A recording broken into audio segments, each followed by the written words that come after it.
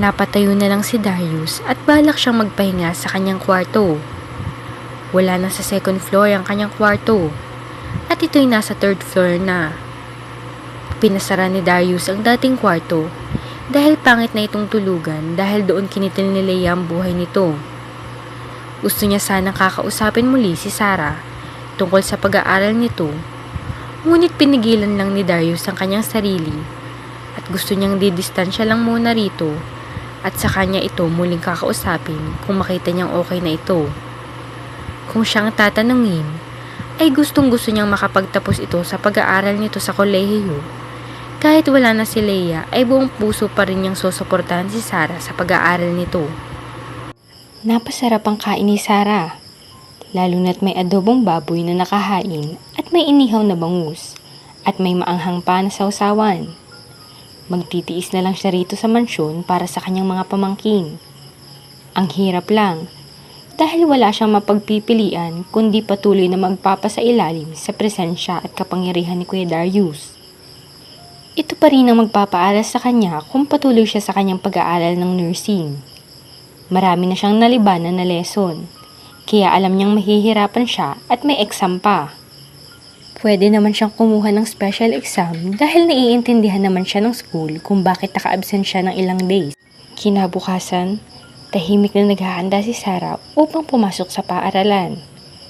Kahit naroon pa ang sobrang bigat ng pakiramdam niya dahil sa pagkawala ng kanyang ate Leia at ang pagngingit-ngit niya kay Kuya Darius, ay pinilit na lang niya ang sarili na muling pumasok. Parang pakiramdam niya ay napakalaking part ng buhay ang nawala sa kanya nang mawala ang ate niya. Nagsuot na si Sarah ng kanyang uniform at itinali na niya ang kanyang mahabang buhok. At nang makita niya ang sarili sa salamin na okay na ang ayos niya, ay lumabas na siya sa kanyang kwarto upang mag-almusal sa dining room. Dalangin pa niya na sana ay wala si Kuya Darius roon at di niya ito makasabay sa pag-aalmusal. Nakahinga naman siya ng maluwag nang makitang wala nga roon si Kuya Darius at tanging mga pamangkin lang niya ang naroon at mga yaya. Pati na si Nanay Perla ay naroon din. Nakita niyang nakahanda na rin ang pamangkin na si Athena upang pumasok sa paaralan nito. Natuwa naman ang kanyang mga pamangkin nang makita siyang nakasuot ng uniform. Maging si Nanay Perla ay natuwa din ito. Ibig sabihin ay di na talaga siya aalis at ipagpapatuloy pa niya ang kanyang pag-aaral. Good morning po, Tita Sarah! Natuwang bati ng sabay ni na Athena at Luis. Magandang umaga din sa iyo, Iha. Totoo ba itong nakikita ko? Magpapatuloy ka sa pag-aaral? Tanong pa ni Nanay Perla sa kanya. Opo, Nanay Perla. Tanging sagot niya. Kung ganoon, tiyak na matutuwa si Sir Darius nito, Sarah. At sana ay unti-unti ka nang makamubon sa nangyari sa ate mo. Sabi pa nito sa kanya. Napahugot hininga siyang napaupo. Parang ipinaalala lang sa kanya ni Nanay Perla na umagang iyon ang tungkol sa kanyang ate Leia. Kaya muling na-refresh ang sakit sa kanyang dibdib. Parang napansin naman ni Nanay Perla na biglang nalungkot ang mukha niya nang banggitin nito ang kanyang ate Leia. Pasensya ka na, Sarah. Sige na, kumain na kayo upang makapasok na kayo ng maaga sa school. Sabi ni Nanay Perla na parang nag-aalalang napatingin sa kanya. Tita, thank you po na hindi po kayo tuluyang umalis. Sabi pa ng pamangkin na si Athena sa kanya. Saglit lang niya itong ninitian at kaagad siyang kumilos upang kumain na. Habang naliligo naman si Darius sa kanyang banyo sa loob ng kanyang kwarto, ay nagmamadali ang kanyang mga kilos. 6:30 na nang siya'y magising, na dapat ay 5 pa lang ay gising na siya at kailangan pa niyang makapasok agad sa office niya sa hotel. Wala pa ang kanyang general manager dahil mahina pa ito at di pa ito gaanong gumagaling sa pagkakasakit nito. Matapos siyang maligo ay lumabas na siya mula sa banyo na nakatapis lang ng tuwalya. Agad naman siyang nagbihis at nang makatapos magbihis ay nagmamadali na si Darius manaog sa 3rd floor, sakay ng elevator. Pagdating niya naman sa lobby ay nakita niyang kakatalikod pa lang ni Sarah. Natigilan siya sa nakita at pinagmasdan ng nakatalikod na si Sarah habang pupunta ito sa labasan ng malaking pintuan ng mansyon. Di maipaliwanag na tuwa ang nararamdaman ni Darius habang nagmamasid rito. Naka-uniform ito at nakabag. So, ibig sabihin ay papasok ito sa school. Sayang at di niya ito naabutan. Nakausap niya sana ito tungkol sa pag-aaral nito. Mabuti naman at naisipan nito ang tama na muling magbalik sa pag-aaral. Nakahinga ng maluwag si Darius. Sa isip niya sana, unti-unting matatanggap nito ang pagkawala ng ate nito at maging okay na ang lahat at di na siya sisihin nito. Papunta na sana siya sa komedor na may biglang tumawag sa kanyang cellphone. Sinagot niya iyon na di tinitingnan kung sinong tumawag habang humakbang patungo sa komedor. Yes, good morning, ani ni Darius. Natigilan pa si Darius nang malambing na tinig ni Martina ang kanyang narinig mula sa kabilang linya. Darius, my dear, sobrang namimiss kita. Maghihintay ako sa iyo ngayon dito, sabi ng tinig ni Martina sa kabilang linya. Napapailing si Darius at pinatayan ng tawag si Martina. Tama na ang pakikipagtalik niya kay Martina. Ito ang dahilan kung bakit nag-suicide si Leia. Kahit sabihing may malaking kasalanan si Leia sa kanya, ay di rin pwede na ipagpatuloy niya ang pakikipaglampungan kay Martina ngayong wala na si Leia. Ayaw niyang malaman iyon ni Sarah at baka mamasamain pang lalo nito kung malaman nitong patuloy siyang nakikipag-communicate sa dating kasintahan na siyang dahilan kung bakit nag-suicide ang ate nito. Muling nag-ring ang cellphone ni Darius. Nainis naman siya at inoff niya ang kanyang cellphone. Sobrang kulit ni Martina. Alam niyang iba ang naiisip nito ngayon. Ngayong biyudo na siya, ay naisip siguro nitong ito ang papalit kay Leia. Iyon ang hindi mapapayagan ni Darius. Bahala na't magtiis siya na bakante muna siya sa sex, basta ang mahalaga ay di na siya madadala pa ni Martina. Normal lang naman siguro sa lalaki na maghanap ang katawan ng ganoong bagay, lalo na't nakaranas na ng may asawa. Pero siya ay never na siyang papatulan pa si Martina. Nagmamadali namang nag-almusal itong si Darius upang makapunta na agad sa kanyang hotel sa office. Magandang umaga, Sir Darius. May magandang balita ako. Pumasok si Sarah ngayon sa school. Masayang balita ni Nanay Perla. Lumamit ito kay Darius habang kumakain ng amo. Magandang umaga din, Nanay Perla. Nakita ko nga siya. Naabutan ko ang pag-alis niya. Kaya lang, nasa malayo na siya at palabas na ng mansyon. Tugon ni Darius dito. Ganoon ba, sir? Kaya lang ay masyadong tahimik at halos hindi nagsasalita. Saglit lang kinausap ang mga pamangkin ay di na agad umimik. Ang wika pa ni Nanay Perla. Hayaan na lang muna natin si Sarah. Alam kong babalik din siya sa dati niyang sigla, sabi ni Darius kay Nanay Perla. Matapos nakapag-almusal si Darius ay pumasok na rin siya sa office niya sa hotel. Inilak niya ang pinto ng kanyang office nang makalabas ang kanyang sekretary. Ayaw niyang bigla na lang darating si Martina at basta na lang papasok ito sa kanyang office kahit walang pahintulot. Di naman nagtagal ay kumatok nga roon si Martina at ito'y inis na inis. Darius, ano ba? Pagbuksan mo ako! Sigaw pa nito mula sa labas, sabay katok ng sunod-sunod sa pinto ng kanyang office. Hindi ito pinansin ni Darius at hindi rin ito basta-bastang makakapasok dahil nakalakang pinto ng kanyang office. Napapailing si Darius. Masyadong desperadang babae ngayon si Martina. Akala niya ay matino ito pero nagkakamali pala talaga siya. Mabuti naman at nalalaman niya ang totoong ugali nito noon na hindi pa siya nakatali rito. Nakahinga rin ng maluwag si Darius nang huminto naman sa kakakatok si Martina sa kanyang pintuan. Mga 4:30 ng hapon nakauwi si Sarah mula sa pinapasukang paaralan ng kolehiyo. Nagkulat na lang siya nang madatnan sa mansyon ang isang sexing babae na halos makita na pati ang kaluluwa nito dahil sa suot nitong maiksing short at sa suot nitong pang-ibabaw nakitang-kita naman ang cleavage nito. Natigilan pa ito nang makita siya at napataas ang kilay nitong hinagod siya ng tingin mula ulo hanggang paa. Sino ka? Salubong ang mga kilay na tanong nito sa kanya. Nagtaka naman si Sarah dahil ito ang basta na lang dumating sa mansyon ngayon. Tapos siya pa ang tatanungin nito kung sino siya. Dapat nga ay siya ang magtanong kung sino ito. Excuse me po, Ako po yung dapat magtanong kung sino po kayo. Ani ni Sarah dito na mas lalong nagsasalpukan ng mga kilay nito dahil sa kanyang sinabi. Ako si Martina Ramirez, ang karelasyon ni Darius. Nandito ako dahil hinihintay ko siya dito sa mismong pamamahay niya. At ikaw, sino ka nga ba?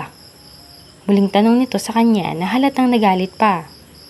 Nabigla naman si Sarah nang malamang karelasyon ni Kuya Darius ang babaeng kaharap niya ngayon. Kung ganoon, ito siguro ang babaeng kabit nito na siyang dahilan kung bakit nag-suicide ang kanyang ate Lea.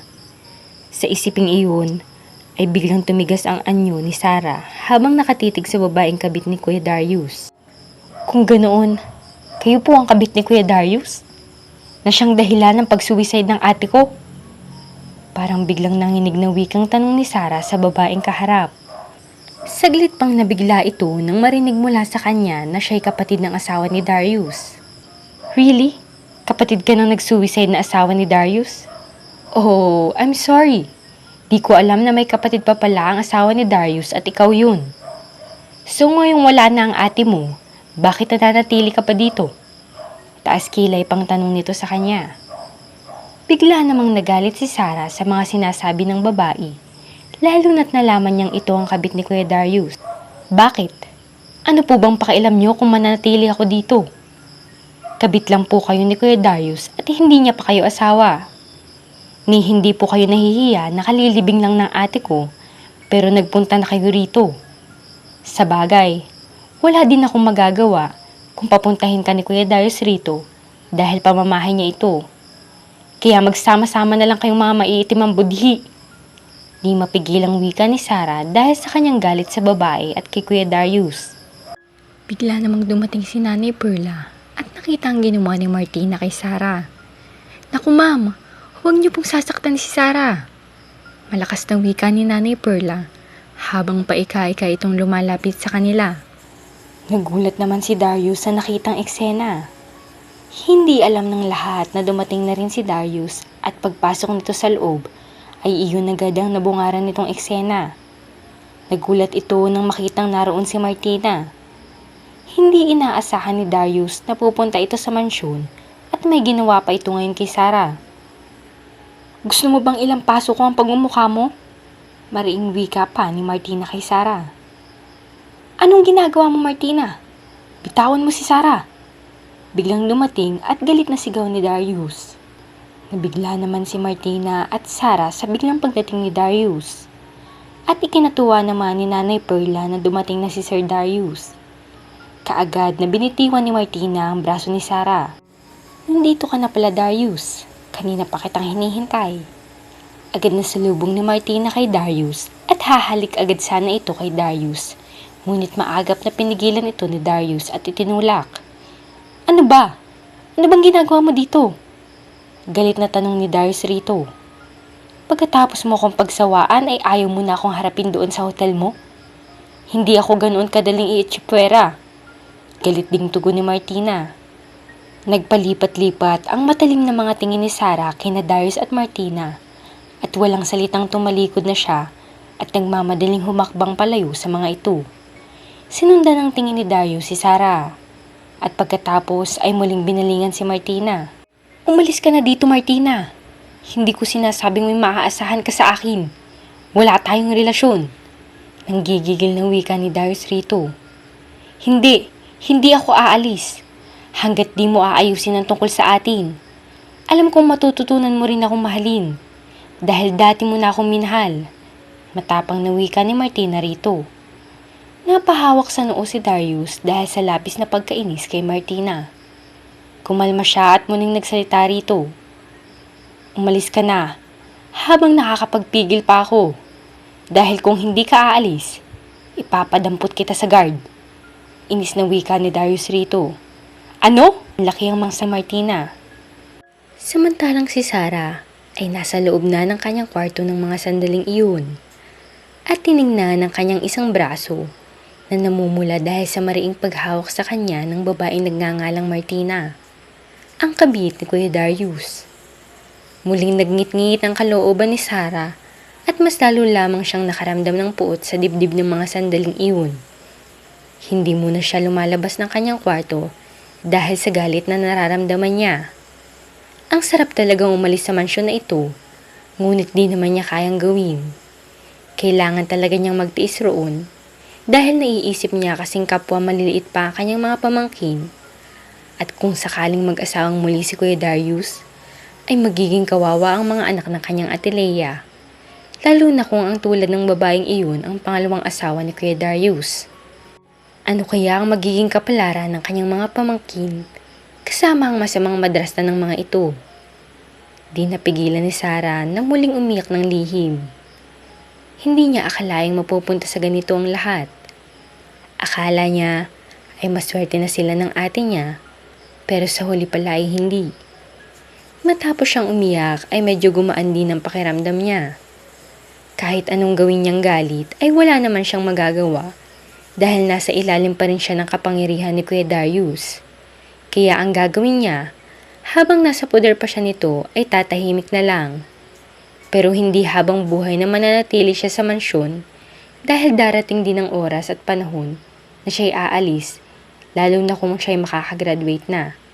Lumabas na siya sa kanyang kwarto at tinungo ang dining room na hindi tumitingin sa paligid. "Sarah, gusto kitang makausap," anong tinig ni Kuya Darius. Naghihintay talaga ito kung kailan lalabas si Sarah sa kwarto nito. Kanina pa nakaalis si Martina. Natakot itong ipakaladkad niya ito sa guard nila palabas ng gate. Saglit pang nagulat si Sarah sa biglang pagsambit ni Kuya Darius sa kanyang pangalan at pagsasalita nito. Napahinto naman siya at napatingin rito. Nagtama ang kanilang mga mata ni Kuya Darius.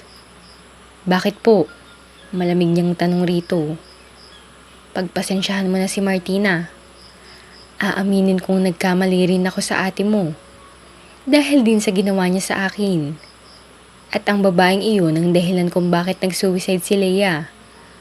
Ngunit saksi ang itaas na wala kaming relasyon ni Martina. Dati ko nga siyang kasintahan pero hindi na ako nakipagrelasyon sa kanya. Nadala lang ako sa mga pangaakit niya sa panahon na nagkaproblema din kami ng ate mo." Mahabang paliwanag ni Darius kay Sarah. "Kahit ano pang sabihin niyo Kuya Darius, nagkamali pa rin kayo at iyon ang dahilan na nawala si ate. Pero tama na at ayoko na po sa isyong ito. Lalo na't pinalabas mo rin na nagkamali din si ate sa'yo. Gusto ko na lang pong manahimik kuya." Mariing wika niya rito at muling nagsisikip na naman ang kanyang dibdib dahil sa kanyang puot na nararamdaman. Napahugot hininga na lang si Darius habang nakatingin sa mukha ni Sarah. Nakikita niyang labis talaga itong naapektuhan sa lahat ng nangyayari. Tatalikod na sana si Sarah, ngunit muling nagsalita si Darius. "Ang tungkol nga pala sa pag-aaral mo. Thank you for going back to school. I'm happy for you, Sarah. And I will still support you in everything you want to, even though your sister is not here anymore," ang sabi pa ni Darius. Hindi sumagot si Sarah at nanatiling nakayuko lang siya at hindi na nag-angat ng tingin kay Kuya Darius. Hindi niya alam kung anong isasagot rito. "Sarah, can you hear me?" tanong pa ni Kuya Darius sa kanya. Napilitan naman siyang muling mag-angat ng tingin rito, kaya muling nagkatama ang mga mata nila ni Kuya Darius. Nakita pa niyang nangungusap ang mga mata nito sa kanya, na para bang nagpapahiwatig na huwag na siyang magalit rito. Ngunit hindi naman ganoon kadali ang lahat. "Alam niyo naman po na wala naman akong magagawa, di ba? Kung yan ang gusto niyo ay bahala na po kayo." Malamig na naman niyang tugon rito. "Promise, hindi kita pababayaan. Nandito lang ako, Sarah," sabi pa nito sa kanya. Hindi na niya ito tinugon pa at hinayaang nakasunod ito sa kanyang likuran. Hindi niya maintindihan ang sarili kung bakit sobrang naiilang siya kay Kuya Darius. Naramdaman niya kasing sobrang bait nito sa kanya. Dahil siguro sa nangyari sa ate niya. At ayaw niya sa kabaitang ipinapakita nito. Basta, hindi niya gusto ang mga kabaitan nito sa kanya. Dahil para sa kanya, ay nakakatakot na maging malapit ito sa kanya. Lalaki ito, kaya di niya maiwasang mag-isip ng masama rito. Mas lalo pa siyang naiilang nang tapos na palang kumain ng mga pamangking maliliit at nanonood na ng TV ang mga ito sa sariling kwarto. Mas lalo pa siyang naiilang nang tapos na palang kumain ng mga pamangking maliliit at nanonood na ng TV ang mga ito sa sariling kwarto. Gustuhin man ni Sarah o hindi na muling makasabay si Kuya Darius sa hapag, ay pilit niyang tiniis iyon. Magkasabay nga sila nitong kumain at nanatiling nakayuko lamang siya habang kumakain at hindi nagsasalita. Katahimikan ang namayani sa pagitan nila habang kumakain hanggat hindi nakatiis si Darius at ito ang bumasag sa katahimikan. Sorry nga pala sa mga nasabi ko sa'yo noong aalis ka sana. Nasabi ko lang yun dahil sa galit ko, Sarah. Just let me know what you need. I will buy you anything you want. Biglang wika nito habang nakatitig ito sa kanya. Huli na naman siyang napilitan na tingnan si Kuya Darius at sinalubong ang mga tingin nito sa kanya. Dahil nasabi niyo po yun sa akin, ay meaning, mula po sa puso niyo yun, Kuya Darius. Kaya huwag na po ninyo akong bilhan ng kung ano-ano. Kontento na po ako kung anong meron sa akin ngayon, sabi niya rito. Natigilan naman si Darius sa kanyang mga sinasabi. Parang nahimigan nitong dinibdib ni Sarah ang kanyang mga sinasabi rito na huwag nitong dalhin ng mga gamit na binili mula sa kanyang pera. Hindi naman siya ganoon kung anong negative na nasa isip nito ngayon. Patawarin mo ako, Sarah. Hindi ko sinasadyang masabi ko yun. Basta, nandito lang ako kung anong mga kakailanganin mo. Huwag mo nang isipin ang mga sinabi ko sa iyo, sabi ni Darius. Hindi na siya muling sumagot pa rito. Hanggat tumayo na rin siya dahil di naman niya nakayanan ang presensya ni Kuya Darius na maging kasama niya ito sa hapagkainan. Pagkaalis ni Sarah ay di naman napigilan ni Darius na sundan ng tingin si Sarah. Alam ni Darius na hindi gusto nito na magkasabay sila nito ng pagkain dahil makikita sa mga kilos nito. Napabuntong hininga na lang si Darius nang maiwan siyang mag-isa sa dining room. Pakiramdam niya ay parang napakasama niyang tao dahil di niya maiwasang titigan si Sarah, lalo na pag ito'y nakatalikod na. Napakaganda talaga nito at pati ang katawan nito ay halatang hindi pa talaga ito nakaranas ng kahit konting himas lang ng isang lalaki dahil alam niyang umiiwas pa ito sa pakikipag-boyfriend. Obviously, virgin na virgin pa ito base sa forma ng katawan nito at mga kilos. Winaglit ni Darius ang mga masasamang iniisip sa pagpapantasya sa bunsong kapatid ng kanyang namamahinga ng asawa. Masamang mag-isip siya ng ganoon at pagpapantasya kay Sarah. Ngunit parang nananadya ang kanyang isipan.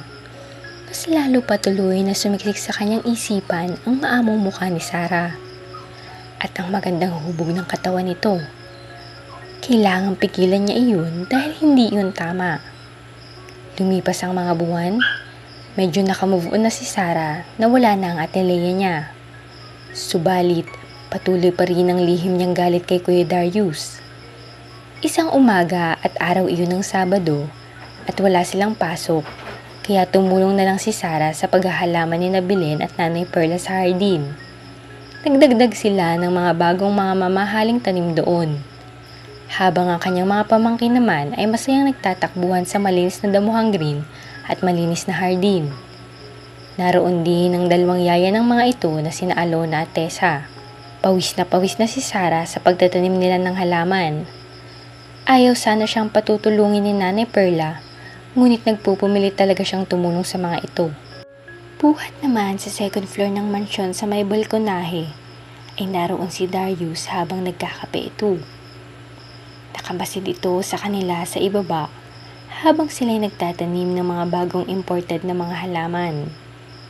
Di alam ni Sarah na nasa ibabaw ng balkonahe sa second floor si Darius at nagmamasid lang sa kanila. Si Sarah lang naman ang tinitingnan ni Darius sa ibaba. Nakita niyang pawis na ito. Gusto niyang sigawan ito at patigilin na sa pagtatanim roon dahil kita niyang pagod na ito. Ngunit parang nag-enjoy lang naman ito sa pagtatanim ng halaman kasama sina Nanay Perla. Pinagsawa ni Darius ang kanyang mga mata sa pagtitig kay Sarah mula sa ibabaw. Kahit pawis ito at haggard ay maganda pa rin ito.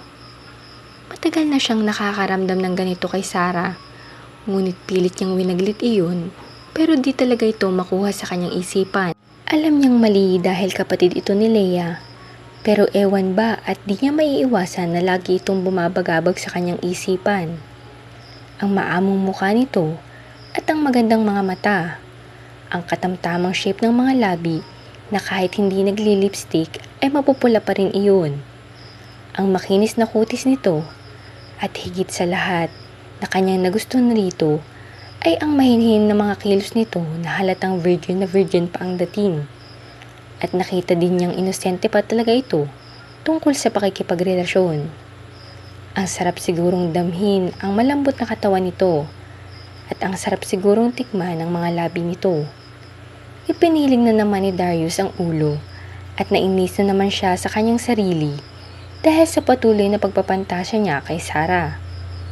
Kung hindi lang sana ito kapatid ni Leia, ay matagal na niya itong niligawan. Kaya lang, ay kapatid lang ito ng kanyang asawa at ang nakakalungkot pa, ay napansin pa rin niyang may lihim na galit pa rin ito sa kanya. Minsan kasi, ay nahuli niya itong medyo matalimang mga tingin sa kanya. Natapos na sa paghahardin sina Sarah at naisipan niyang magpahinga dahil siya ay sobrang napagod. Hindi naman siya makapagpahinga ng ayos dahil sa ingay ng kanyang dalawang pamangkin, kaya pinagsabihan niya ito. Narinig naman ni Sarah na biglang tumahimik ang mga ito at lumampas na sa kanyang kinalalagyan. Tumungo na pala ang mga ito sa kwarto at siya naman ay patuloy lang na nakapikit ang mga mata. Hanggat sa di naman niya namalayang tuluyan na pala siyang nakatulog roon sa sofa. Si Darius naman ay mula sa balkonahe ay tumungo siya sa kanyang kwarto sa 3rd floor. Naisip niya ang nabili noong araw para kay Sarah. Nakalimutan pala niyang may napili pala siyang maganda at mamahaling dress para kay Sarah. Saglit kasi siyang nakadaan noong isang araw sa mall at nakita niya ito. Alam niya kasing gustong gusto ni Sarah ang mga ganito kagandang dress. Kinuha niya iyon upang ibigay ito kay Sarah. Alam niyang bukas ay magsisimba na naman ang mga ito kasama ang mga bata. Kaya alam niyang isusuot niya ito bukas. Palabas na sana siya nang biglang tumawag ang kanyang ina mula sa Spain. Sinagot iyon ni Darius at kinausap. Ipinapaalala nito ang pagdating ng mga ito sa isang linggo. Naisip niya agad na sa 2nd linggo pala mula ngayon ay muling darating ang kanyang mga magulang mula sa Spain. At mag-i-stay ang mga ito ng matagal dito sa Pilipinas. Iyon kasi ang gusto ng kanyang ina na si Madam Rodora Enriquez. Dahil mas gusto nitong sa Pilipinas na ito mamalagi ngayong may katandaan ng mga ito. At okay lang naman ang kanyang amang pure Spain na dito na ang mga ito sa Pilipinas mamalagi. Tuluyang bumaba na nga sa kwarto niya si Darius at madali lang siyang nakarating sa lobby dahil sa mabilis na elevator. Natigil pa si Darius sa paghakbang nang makita agad si Sarah sa sofa at nakatulog na ito roon. Hindi pa ito nakakapagbihis mula sa garden at medyo magulo pa ang buhok nito at halatang napagod. Nilapitan niya ito. Alam niyang hindi ito sanay sa trabaho kaya heto, nakatulog tuloy ito sa sobrang puyat. Umupo si Darius sa isang chair nakaharap sa sofang kinahihigaan ni Sarah. At muling tinitigan ng maamong mukha ni Sarah habang natutulog ito. Inalapag niya muna sa side table ang dress na dala niyang nasa loob ng paper bag. Sarah, wake up. Nandito ka sa sofa. Mahirap matulog dito. Muling paggising niya rito. Narinig naman ni Sarah na parang may sumambit sa kanyang pangalan.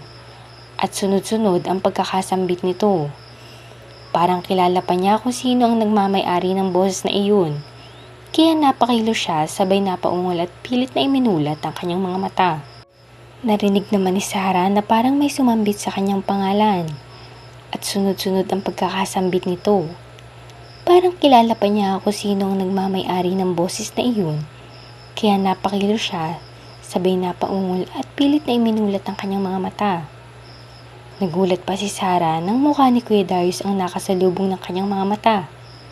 Kaya napabalikwas naman siya ng bangon mula sa sofang kinahihigaan. Kuya Darius? Bakit po? Gulat pa niyang tanong rito. Nakita niya ang malagkit na mga tingin sa kanya ni Kuya Darius. Wala naman, Sarah. Ginising lang kita dahil nandito ka sa sofa. Parang puyat na puyat ka ah. Huwag ka nang muling magtrabaho sa garden. Hayaan mong ang mga katulong lang ang gumawa nito. Sabi nito sa kanya na di pa rin siya hinihiwalayan ng pagkakatitig dito. Bigla na naman siyang nailang kay Kuya Darius. Hindi naman nakakatakot ang mukha nito dahil sobrang gwapo naman ito. Ang kinatatakutan lang niya ay ang kakaibang mga titig nito sa kanya na para bang nagkakagusto ito sa kanya. Para siyang napapasong tumayo na agad. Excuse me po Kuya Darius, nakatulog pala ako dito at hindi pa ako nakapaligo. Anya rito. Napansin ko nga na di ka pa nakapaligo. Pero ang ganda mo pa rin naman Sarah. Sabi naman ito sa kanya na nakatitig pa rin sa kanyang muka. At saglit pa niyang ikinagulat ang mga sinambit nitong iyon. Hindi nakapagsalita si Sarah sa papuring iyon sa kanya ni Kuya Darius. Habang nagtama pa rin ang mga mata nilang dalawa. Dinig na dinig pa niya ang lakas ng tibok ng kanyang dibdib.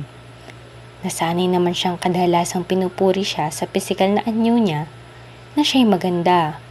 Pero ayaw naman niyang pinupuri siya sa asawa ng kanyang yumaong Atalea na parang may iba ng kahulugan iyon. Parang tumatayo tuloy ang kanyang balahibo kung iisipin na magkakagusto ito sa kanya. Siyempre, kahit sino naman siguro ay makakaramdam ng ganoon dahil asawa ito sa kanyang yumaong kapatid at lalo na't ito pa ang dahilan ng pagkawala ng kanyang Atalea. Sige kuya, maiwan ko muna kayo. Parang medyo nanginginig niyang sabi rito. Sandali, may ibibigay pa ako sa'yo. Nakalimutan ko palang may nabili akong magandang dress na siguradong magugustuhan mo. Sabi ni Kuya Darius sa kanya. Napaurong siya sa sinabi nito at nakitang inabot nito ang paper bag na nakapatong sa side table at pagkatapos ay ibinigay iyon sa kanya. Saglit niyang tinitigan ang paper bag na ibinigay nito at saka muli niyang naalala ang mga sinabi nito sa kanya noong lalaya sana siya. Ibigay niyo na lang po sa iba yan kuya. Dami ko na pong dress at halos lahat ng damit ko ay binili iyon mula sa pera niyo. Kaya nakakahiya na po. Anya ritong tinanggihan ito. Biglang nawaglit ang kaunting ngiti sa labi nito dahil sa sinabi niya at pagtanggi niya sa ibinibigay nito. Diba? Sinabi ko na sa'yo na nasabi ko lang yun dahil sa galit ako. Bakit ngayon ka pa mahihiya? Sa dami ko nang ibinigay sa'yo ay ngayon ka pa ba mahihiya? Sabi pa nito sa kanya. Dahil din po sinabi niyo sa akin kaya nahihiya na po akong tanggapin ang kung anong galing po sa inyo. Anya rito. Pwede bang kalimutan mo na yun? Tanggapin mo na to. Ayoko nang tinatanggihan ang mga binibigay ko. Sabi nito sa kanya. Huwag na kuya. Marami na po kasi akong dress. Muling pagtanggi niya rito. Tigas naman ang ulo nito. Kunin mo na Sarah. Sige na. Matigas na wika ni Kuya Darius muli sa kanya.